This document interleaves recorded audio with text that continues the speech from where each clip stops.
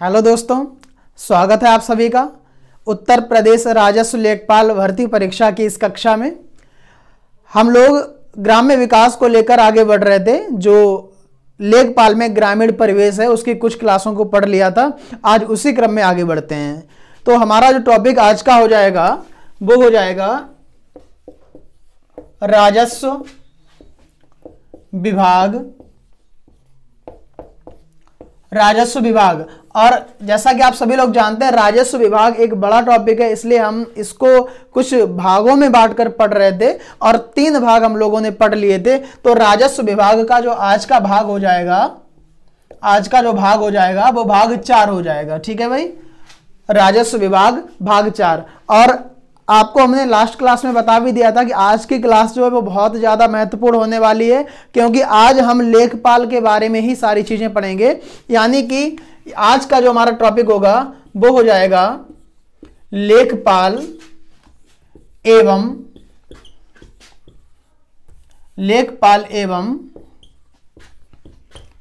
उनके कार्य। लेखपाल एवं उनके कार्य, तो इसमें बहुत सारी चीजें आज सीखने को मिलेंगी। लेखपाल से संबंधित जितने भी कार्य आते हैं उनके क्या क्या दायित्व होते हैं, क्या महत्व होता है, इनकी नियुक्ति किसके द्वारा की जाती है और इनको नियुक्त करने में किसका सहयोग होता है और इनके मुख्य कार्य जिम्मेदारियां कौन कौन सी होती हैं। तो ये सारी चीजें आज की क्लास में जो है डिस्कस होने वाली हैं। आज का जो हमारा टॉपिक हो जाएगा वो लेखपाल एवं उनके कार्यों से संबंधित हो जाएगा। तो लेखपाल जो पद होता है वो आपको बताया था हमने, एक निचले स्तर से शुरू होकर अगर हम देखेंगे तो जितना भी गांव का परिवेश होता है, ग्रामीण परिवेश होता है, जो भी जमीन का लेखा जोखा होता है, जमीन स्तर का जो भी लेखा जोखा होता है, उन सब का जो विवरण रखने वाला व्यक्ति होता है वो लेखपाल होता है। यानी कि इसकी जो नियुक्ति की जाती है वो हल्के में नियुक्ति की जाती है। यानी कि जो जिला होते हैं, जिले को हल्के में विभाजित कर लिया जाता है और हर एक हल्के में एक लेखपाल नियुक्त किया जाता है।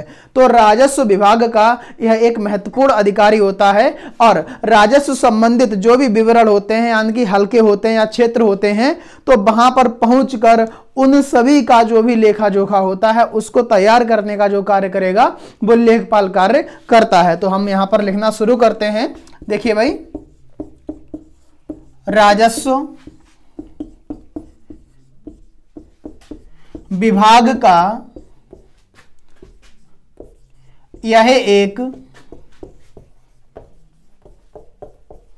महत्वपूर्ण,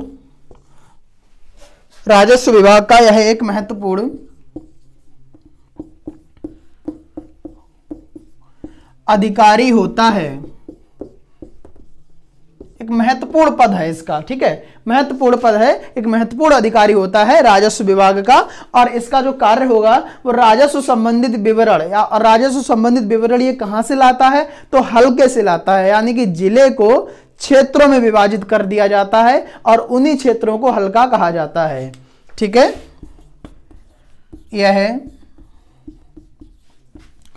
राजस्व संबंधित विवरण। राजस्व संबंधित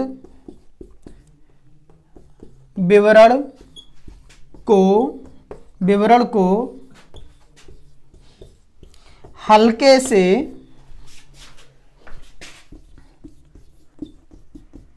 एकत्रित करता है। ठीक है, राजस्व संबंधित विवरण को जो है हल्के से एकत्रित करता है। तो उसी आधार पर ये सारी चीजें तैयार होती हैं कि कौन सा क्षेत्र किसके अधीन है और कौन सा। इसके अलावा बहुत सारे क्षेत्र विवादित होते हैं। ठीक है भाई, विवादित क्षेत्र होते हैं तो उनका लेखा जोखा तैयार करना और उनको सही करना। आपको हम पहले भी बता चुके हैं, जैसे बहुत सारी जमीन जो है क्षेत्र में वो अनउपजाऊ होती है, तो अनउपजाऊ भूमि को हम किस प्रकार प्रयोग में ला सकते हैं, वो सारे कार्य करना इससे संबंधित हो जाएंगे। तो समझते हैं इसके आगे। देखो, लेखपाल की जो नियुक्ति की जाती है, यहाँ पर प्रश्न ये बहुत बार पूछा जा चुका है। बहुत बार का मतलब ये है कि यूपी SSS के अंतर्गत जो पिछली परीक्षा हुई थी उसमें ये प्रश्न आया हुआ है कि यहाँ पर इनकी नियुक्ति से संबंधित और एक नियमावली होती है जो लेखपाल से संबंधित बनी थी 2006 में, तो उससे संबंधित प्रश्न बहुत महत्वपूर्ण रहते हैं यहाँ पर। तो लेखपाल की जो नियुक्ति की जाती है वो राज्य सरकार के द्वारा की जाती है, लेकिन लेखपाल के जो कार्यों का निर्धारण होता है, यानी कि हल्के में भेजने का जो कार्य होता है, वो जो भी जिला होता है और वहां के जो जिला अधिकारी होते हैं उनका कार्य होता है। लेकिन नियुक्ति जो की जाती है वो किसके द्वारा की जाएगी, तो राज्य सरकार के द्वारा की जाती है। दूसरी बात यह है कि लेखपालों की संख्याओं का जो विवरण रखने का कार्य करती है वो राज्य सरकार ही करती है। लेकिन ये किसके अधीन रहकर कार्य करता है, तो सबसे बड़ा जो अधिकारी होता है वो जिला अधिकारी होता है, जो जिले का डीएम होता है, उसी के अधीन रहकर ये सभी कार्य होते हैं। इनके अलावा और भी महत्वपूर्ण अधिकारी होते हैं, जैसे इनके बाद वाला जो पद आ जाता है वो कानून को कहा जाता है। आपको हमने पहली क्लास में बहुत सारे पद बताए थे, तो अगर किसी ने वो वीडियो ना देखा हो तो उसको एक बार देख लें, आपको लेखपाल के पद के बारे में संपूर्ण जानकारी उसमें मिल जाएगी। ठीक है भाई, तो आगे हम लोग देखते हैं इसकी नियुक्ति के बारे में, और नियुक्ति के अलावा इनके महत्वपूर्ण कार्य कौन कौन से होते हैं, इनको कब कहां जाना पड़ता है। ठीक है, तहसील दिवस जो होता है वहां पर इनका क्या महत्व होता है, और इसके अलावा विवादित भूमि से संबंधित जो भी इनके महत्वपूर्ण कार्य हो जाएंगे, तो उन सारे चीजों को हम लोग इसमें समझ लेंगे। देखिए भाई, अब इसके आगे देखते हैं लेखपाल की नियुक्ति से संबंधित, लेखपाल की नियुक्ति से संबंधित। तो लेखपाल की नियुक्ति राज्य सरकार द्वारा की जाती है, लिख लेंगे। लेखपाल की नियुक्ति, लेखपाल की नियुक्ति राज्य सरकार द्वारा की जाती है। लेखपाल की नियुक्ति राज्य सरकार द्वारा की जाती है। ठीक है भाई, किसके द्वारा होगी, तो राज्य सरकार के द्वारा होती है। दूसरी बात यहां पर यह है कि उत्तर प्रदेश में यह नियुक्ति, उत्तर प्रदेश भू राजस्व अधिनियम, एक अधिनियम आया था, बहुत जरूरी है। उत्तर प्रदेश में लेखपालों की जो नियुक्ति होती है वो उत्तर प्रदेश भू राजस्व अधिनियम 1901 की धारा 23 के तहत किया जाता है, या 23 के तहत की जाती है।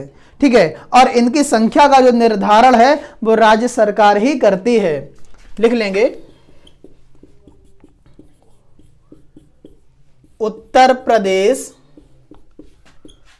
प्रदेश में यह नियुक्ति, उत्तर प्रदेश में यह नियुक्ति, और कौन सा अधिनियम हो जाएगा, तो उत्तर प्रदेश भू राजस्व अधिनियम 1901। उत्तर प्रदेश भू राजस्व अधिनियम 1901, उत्तर प्रदेश भू राजस्व अधिनियम 1901 के द्वारा की जाती है,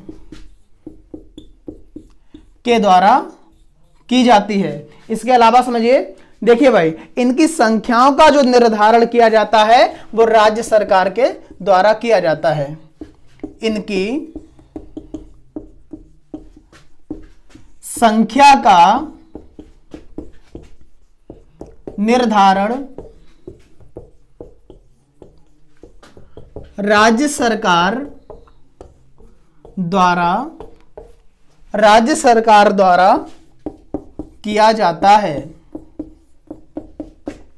राज्य सरकार द्वारा किया जाता है। देखिए भाई, तो लेखपाल की जो नियुक्ति होती है वो राज्य सरकार द्वारा की जाती है, और उत्तर प्रदेश में यह नियुक्ति उत्तर प्रदेश भू राजस्व अधिनियम 1901 के द्वारा की जाती है, और इनकी संख्या का जो निर्धारण किया जाता है वो किसके द्वारा किया जाता है, तो राज्य सरकार के द्वारा जो है इनकी संख्याओं का निर्धारण किया जाता है। ये तो हुई बेसिक बात। अब हम समझ लेंगे लेखपाल के महत्वपूर्ण कार्य कौन कौन से हैं।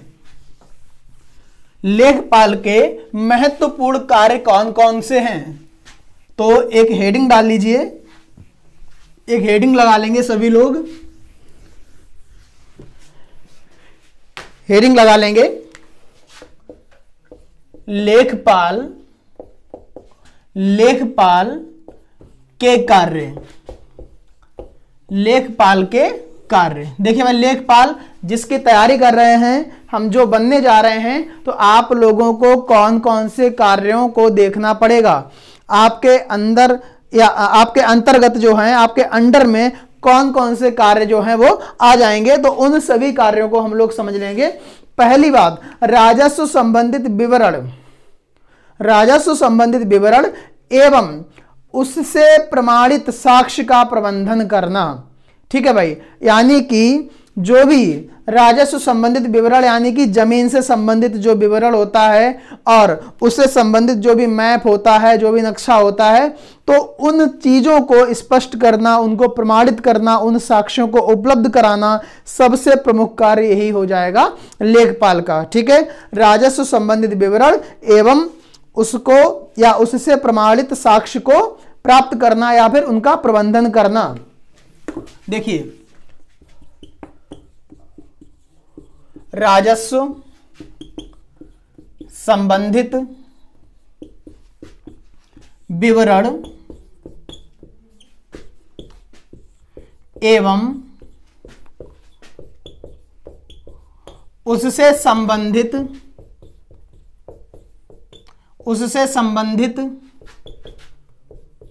साक्ष्य का प्रबंधन करना, साक्ष्य का प्रबंधन करना। ठीक है भाई, तो ये एक महत्वपूर्ण कार्य हो जाएगा। जो भी लेखा जोखा होता है उसका विवरण करना और उससे प्रमाणित जो भी साक्ष्य होते हैं उनका प्रबंधन करना। इसके अलावा देखिए, प्रत्येक तहसील दिवस पर उपस्थित होना। जो भी तहसील दिवस होते हैं तो वहां पर इनको उपस्थित होना पड़ता है और तहसील दिवस पर जो भी विवाद होते हैं तो उन सभी विवादों की जो टिप्पणी होती है वो देनी पड़ती है। यानी कि जो भी लेखपाल या जिस हलके का लेखपाल होता है उसके अंतर्गत जो भी विवाद आता है तो उस विवाद से संबंधित जो भी मामला होता है तो उस मामले का विवरण जो है वो तहसील दिवस पर देना होता है। ठीक है, अगला कार्य समझ लीजिए। प्रत्येक तहसील दिवस पर उपस्थित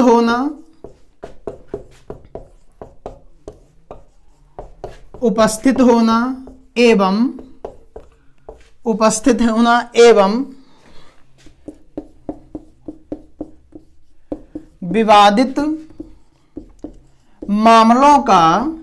विवादित मामलों का विवरण देना। ठीक है, जिस लेखपाल के हलके में जो भी मामला होगा तो उस मामले से संबंधित जो भी कार्य होते हैं, जो भी विवाद होते हैं, तो उन विवादों का जो विवरण है वो इनके द्वारा दिया जाना चाहिए या दिया जाता है। इसके अलावा आप सभी लोग जानते हैं जैसे क्या होता है कि ग्रामीण क्षेत्र में ही नहीं है, कहीं पर भी क्या होता है कि प्राकृतिक आपदा आ जाती है और प्राकृतिक आपदा को ही हम कहते हैं दैवीय आपदा। जैसे मान लीजिए बाढ़ आ गई या सूखा पड़ गया या ओलावृष्टि हो गई या भूकंप आ गया, तो इस प्रकार की जो भी चीजें दैवीय आपदा या प्राकृतिक आपदा के रूप में आ जाती हैं और इससे जो भी नुकसान होता है तो उस नुकसान का जो विवरण है वो दिया जाता है किसके द्वारा? लेखपाल जी के द्वारा विवरण दिया जाता है। देखिए, प्राकृतिक आपदा जैसे बाढ़, सूखा, भूकंप,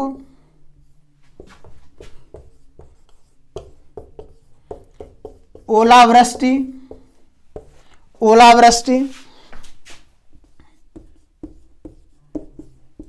आदि से हुई हानि का विवरण देना। ठीक है, आदि से हुई हानि का विवरण देना। तो ये सारे कार्य जो हैं वो लेखपाल जी के हो जाएंगे। तो राजस्व संबंधित विवरण देना, प्रत्येक तहसील दिवस पर उपस्थित होना और जो भी विवादित मामले होते हैं उनका विवरण देना, प्राकृतिक एवं दैवीय आपदाएं जो होती हैं जैसे बाढ़, सूखा, ओलावृष्टि, भूकंप, तो आदि चीजों से जो नुकसान होता है तो उस नुकसान का जो विवरण देना होता है वो लेखपाल जी के द्वारा देना होता है। इसके अलावा क्या होता है कि जो मान लीजिए गांव है, एक अचानक कोई ऐसी महामारी आ गई या फिर कोई बीमारी लग गई, या जो पशु हैं उनमें कोई बीमारी फैल गई, संक्रामक बीमारी जिसका इलाज एकदम से जल्दी नहीं मिल पाया है, तो बहुत ज्यादा नुकसान हुआ है। तो ऐसी चीजों का भी विश्लेषण करना लेखपाल जी का कार्य हो जाएगा। ठीक है, यानी कि कोई व्यक्ति है, कोई व्यक्ति का मतलब उस हलके में जो भी क्षेत्र है, तो उसमें अगर किसी प्रकार की कोई भी बीमारी लग गई, चाहे वो बीमारी मनुष्य में लग गई या फिर वो बीमारी जो है जानवरों में लग गई, तो उस बीमारी से जो भी नुकसान हुआ है तो उस बीमारी का भी विवरण देना लेखपाल जी का कार्य हो जाता है। ठीक है, आगे देखिए।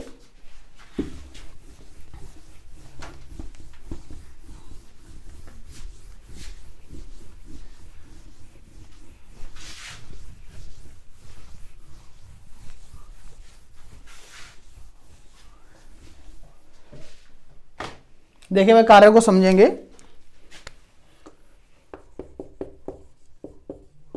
मनुष्य या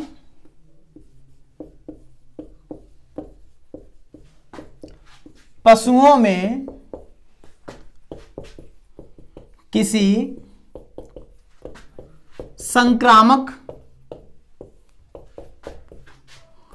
संक्रामक बीमारी से हुई क्षति का विवरण देना। ठीक है भाई, मनुष्य या पशुओं में किसी संक्रामक बीमारी से हुई क्षति का विवरण देना किसका कार्य हो जाएगा? तो लेखपाल जी का कार्य हो जाएगा। इसके अलावा देखिए, जो ग्राम पंचायतें होती हैं, तो ग्राम पंचायतों में जो अतिक्रमण संबंधी मामले होते हैं उनका विवरण देना इनका काम हो जाएगा। ग्राम पंचायतों में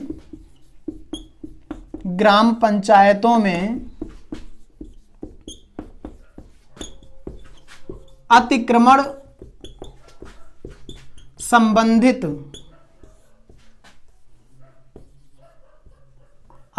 संबंधित मामलों का विवरण देना। तो ये भी किसका कार्य हो जाएगा? लेखपाल का कार्य हो जाएगा। ग्राम पंचायतों में अतिक्रमण संबंधित मामलों का विवरण देना लेखपाल जी का कार्य जो है वो हो जाएगा। इसके अलावा देखिए, और अगर हम देखें तो जो नक्शा होते हैं, खसरा होती है, खतौनी होती है, खेवट होती है, और जो भी दिनचर्या होती है, तो उसको तैयार करने का भी जो कार्य होता है वो लेखपाल जी का कार्य हो जाएगा। ठीक है, लेखपाल का जो भी शेड्यूल होता है, रिकॉर्ड होता है, तो उसमें बहुत सारे महत्वपूर्ण कार्य आ जाते हैं। पैरा 25 जिसको कहा जाता है, इसमें नक्शा, खसरा, खतौनी ये मुख्य हो जाते हैं। ठीक है, देखिए भाई,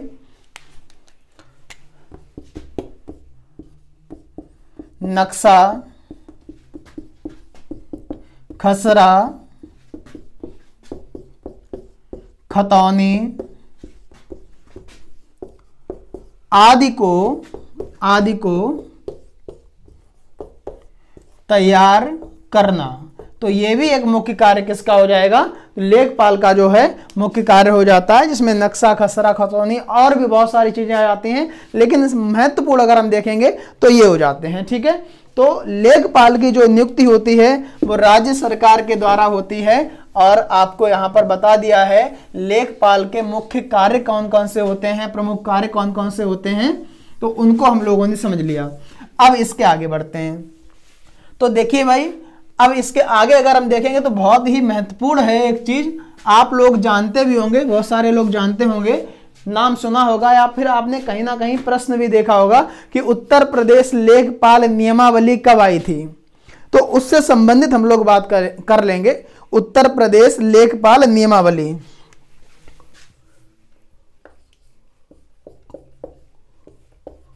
उत्तर प्रदेश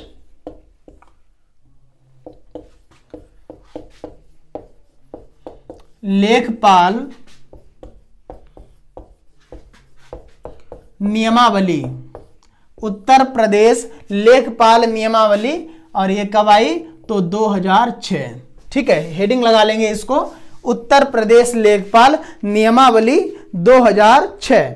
अब देखिए ये है क्या, तो यहां पर क्या बताया गया कि जो उत्तर प्रदेश लेखपाल नियमावली 2006 है, इसमें लेखपाल पद को अधीनस्थ सेवा के ग्रुप ग में रखा गया है। यहां पर क्या किया गया है कि जो पद है इसका निर्धारण किया गया है कि किस ग्रुप में रखा जाएगा। तो उत्तर प्रदेश लेखपाल नियमावली 2006 में लेखपाल पद को अधीनस्थ सेवा के ग्रुप ग में रखा गया है। देखिए भाई,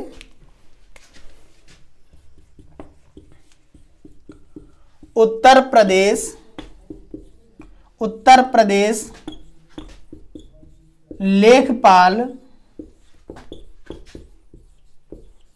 नियमावली में, उत्तर प्रदेश लेखपाल नियमावली में लेखपाल के पद को, लेखपाल के पद को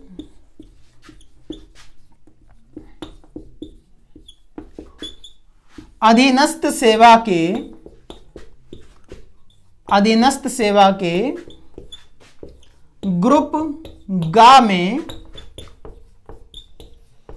रखा गया है। ठीक है, उत्तर प्रदेश लेखपाल नियमावली में लेखपाल के पद को अधीनस्थ सेवा के ग्रुप ग में रखा गया है। और यहां पर लेखपाल के लिए अधीनस्थ का जो तात्पर्य है वो तात्पर्य क्या हो जाएगा, तो वो तात्पर्य हो जाएगा राजस्व परिषद। ठीक है, क्या हो जाएगा भाई, राजस्व परिषद लिख लेंगे। यहां पर लेखपाल के लिए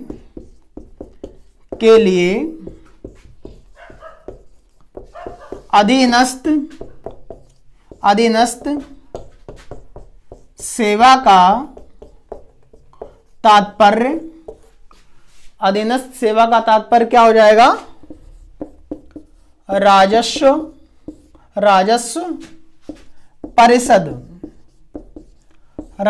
परिषद हो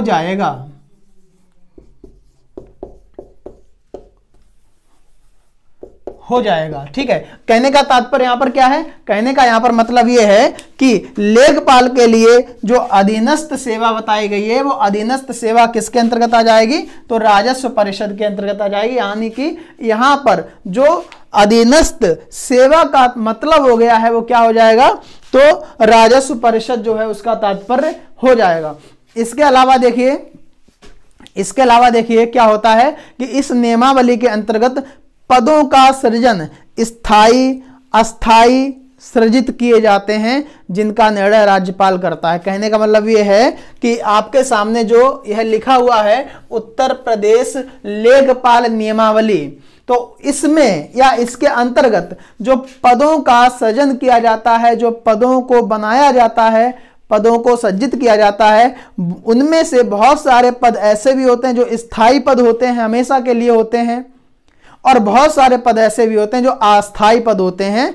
और इन सभी का जो निर्णय करने वाला व्यक्ति होता है वो सर्वोपरि होता है। और उत्तर प्रदेश का सर्वोपरि व्यक्ति कौन माना जाता है, तो राज्यपाल माना जाता है। राज्यपाल के द्वारा जो है यह निर्णय लिया जाता है। हम समझ लेंगे इस चीज को।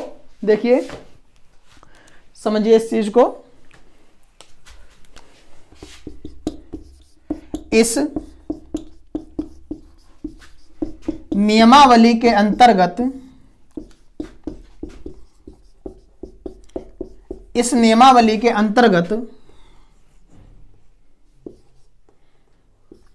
पद स्थायी एवं अस्थायी, स्थायी एवं अस्थायी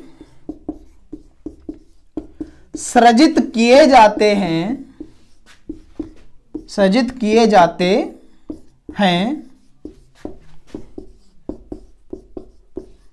जिनका निर्धारण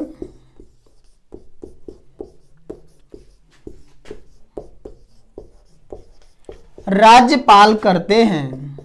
कौन करेगा? राज्यपाल जो है इनका निर्धारण करते हैं। ठीक है, इस नियमावली के अंतर्गत स्थायी और अस्थायी, स्थायी पद भी हैं और अस्थायी पद भी हैं, लेकिन इन सभी पदों का जो निर्धारण करने वाले व्यक्ति हैं वो कौन हो जाएंगे? तो राज्यपाल हो जाएंगे। इसके आगे देखिए भाई, इसको हटा देते हैं।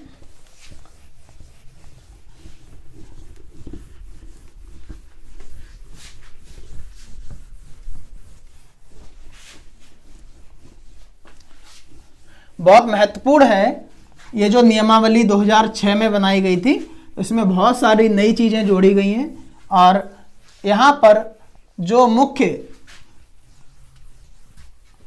कार्यवाही देखी जाएगी वो राज्यपाल के द्वारा होती है। ठीक है, राज्यपाल के द्वारा होती है। इसके अलावा देखिए, इस नियमावली के तहत जो चयनित लेखपाल होते हैं, इन लेखपालों के लिए शिविर लगाया जाता है। ठीक है, शिविर क्यों लगाया जाएगा? तो उनके प्रशिक्षण के लिए, इनको सिखाने के लिए कि कार्य जो हैं वो किस प्रकार से आपको करने होंगे और उनमें कौन कौन से महत्वपूर्ण कार्य आ जाएंगे। देखिए, इस नियमावली के अंतर्गत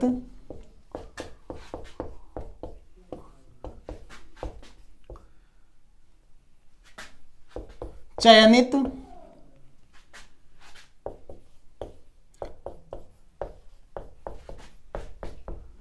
लेखपालों के लिए, लेखपालों के लिए प्रशिक्षण शिविर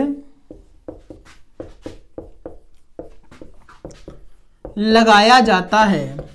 ठीक है, प्रशिक्षण शिविर जो है वो लगाया जाता है इस नियमावली के अंतर्गत। इसके अलावा देखिए, लेखपाल चयन नियमावली के अंतर्गत शैक्षणिक जो योग्यता मानी जाती है वो क्या मानी जाती है? 10+2 यानी कि इंटरमीडिएट जो है वो रखी गई है, और या फिर इससे समकक्ष जो भी आपकी जो भी डिग्री है वो होनी चाहिए। यानी कि यहां पर क्या होता है कि जो लेखपाल पद के लिए चयनित किए जाते हैं व्यक्ति, उनके पास कम से कम जो डिग्री, जो उनकी योग्यता होनी चाहिए वो 10+2 होनी चाहिए, यानी कि इंटरमीडिएट उन्होंने किया हो। और वही लोग जो हैं आगे चयन होते हैं और इस नियमावली के अंतर्गत उनको प्रशिक्षण देने के लिए शिविर लगाया जाता है और फिर उसके बाद जो है इनको काम पर भेजा जाता है, यानी कि फिर इनको हल्के में जो है भेजा जाता है, इनको इनके अंतर्गत जो है वो क्षेत्र दिया जाता है। देखिए भाई, तो अर्हता परीक्षा जो है वो पास करने के बाद में प्रशिक्षण शिविर में ये पहुंचते हैं, अभ्यर्थियों को प्रशिक्षित किया जाता है और प्रशिक्षित करने के बाद में इनको हल्के में भेजा जाता है। इसके अलावा मान लीजिए कुछ अभ्यर्थी ऐसे होते हैं जो प्रशिक्षण परीक्षा में असफल रह जाते हैं। जहां पर प्रशिक्षण दिया जाता है तो उनको 2 मौके और दिए जाते हैं। ठीक है, प्रशिक्षण परीक्षा में असफल अभ्यर्थियों को 2 और अवसर दिए जाते हैं। ठीक है, लिखने की जरूरत नहीं है, आप लोग इन चीजों को याद रखिए। ठीक है भाई, तो प्रशिक्षण पहले दिया जाएगा, बहुत सारे वहां पर जो भी पास हुए कैंडिडेट होते हैं वो होते हैं, तो उनमें से बहुत सारे ऐसे लोग होते हैं जो इस परीक्षा को पास नहीं कर पाते हैं, शिविर में रह जाते हैं, तो उनको 2 मौके और दिए जाएंगे आगे सीखने के लिए। इसके अलावा देखिए, जो भी लेखपाल जिस हलके में नियुक्त किया जाता है, तो इस नियमावली के अंतर्गत यह नियम है कि उस लेखपाल को उसी हलके में निवास करना होगा। देखिए भाई,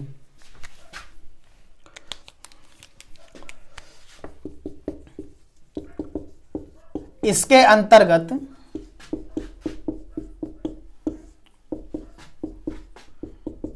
जिस लेखपाल को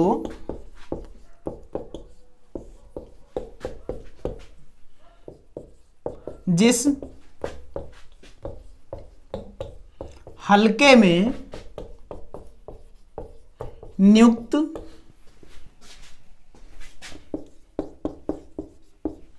किया जाता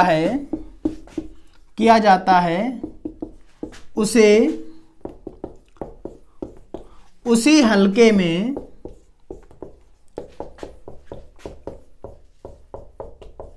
निवास करना होगा।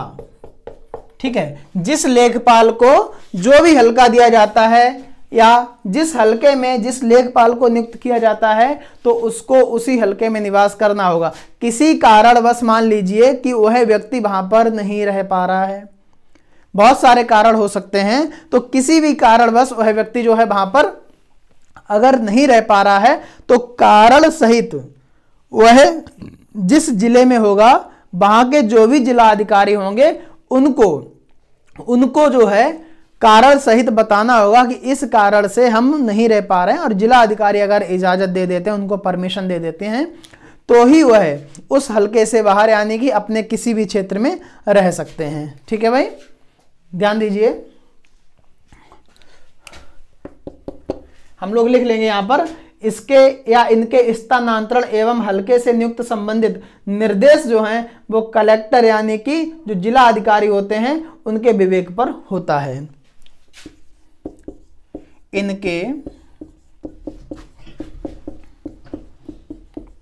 स्थानांतरण से संबंधित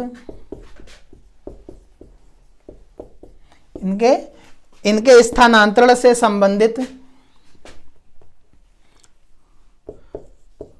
शक्ति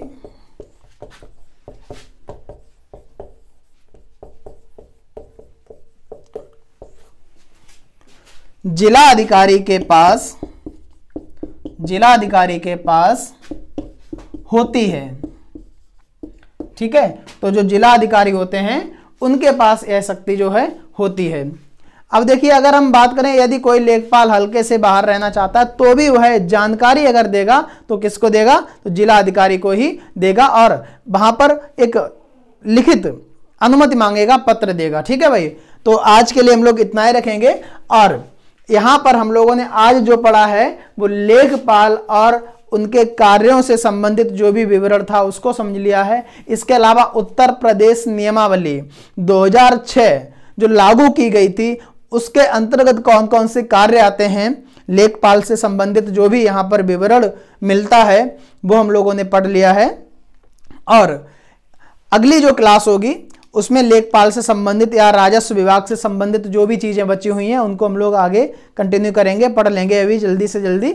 और यहां पर आप लोग ऐसे मान के चलिए कि डेली का डेली आप लोग तैयार करते जाइए, और सारी चीज़ें अगर आप तैयार कर लेते हैं तो ज़्यादा से ज़्यादा क्वेश्चन आप बहुत आसानी से कर पाएंगे, क्योंकि जितने भी प्रश्न पूछे जाते हैं वो कहीं ना कहीं इन सारे टॉपिकों से बहुत अच्छे से आपको सीधे जुड़े हुए मिलेंगे और आप उन प्रश्नों को आराम से हल कर पाएंगे। ठीक है भाई, तो आज के लिए इतना ही, बहुत धन्यवाद।